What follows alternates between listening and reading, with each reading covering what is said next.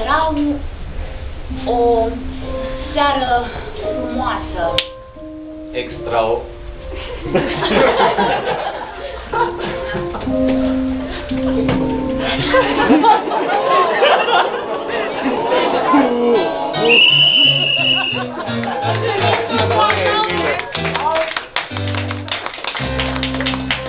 Vedeți, dacă ați uituit de adevărat, ați fi și aplaudat de adevărat. Hai să facem lucrurile cu jumătate de măsură.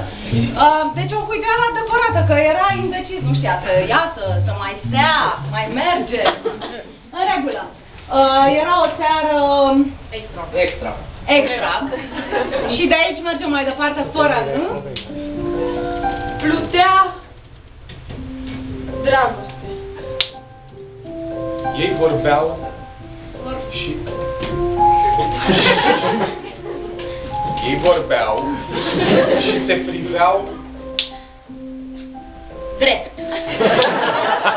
Deodată Marcel căzu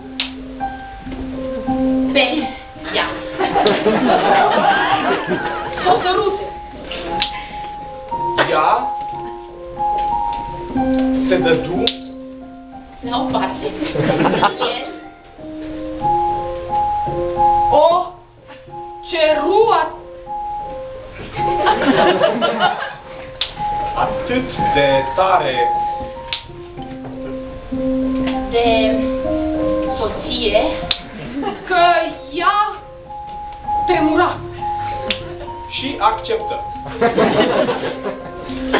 Da. Zise ea. Nu știa să zică.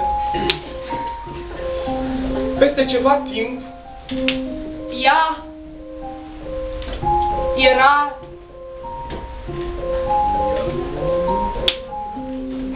o femeie măritată.